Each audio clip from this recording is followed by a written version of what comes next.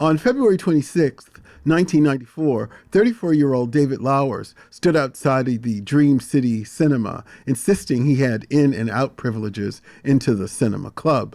When the bouncer denied him entry, they had a physical confrontation, ending with Lowers being headbutted and wandering off.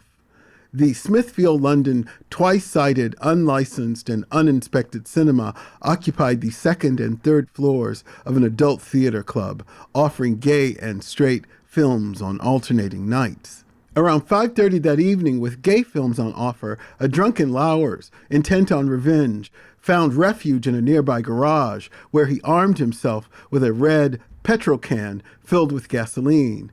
And he headed back to the cinema, where he doused the entrance and set it on fire.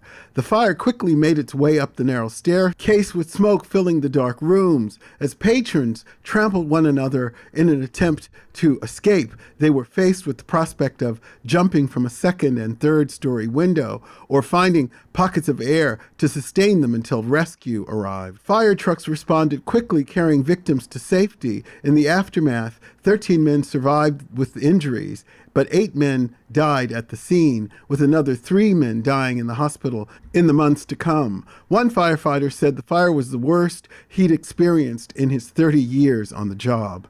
By 6 p.m. that same evening, police had a description of Lowers. On February 28th, a remorseful Lowers turned himself in with a confession. Initially, Lowers was charged with 8 counts of murder and 2 counts of attempted murder. With the 3 additional hospital deaths, charges were changed to 11 counts of murder.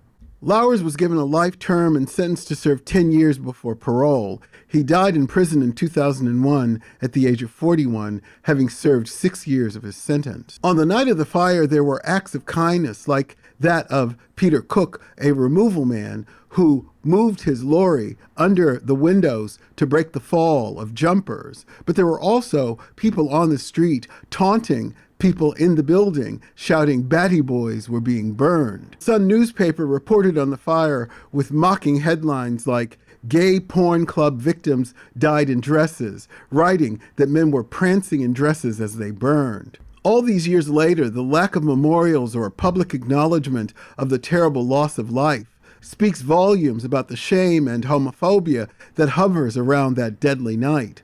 Join me in loving memory of the nameless victims, their families, and their loved ones. Please subscribe to the channel.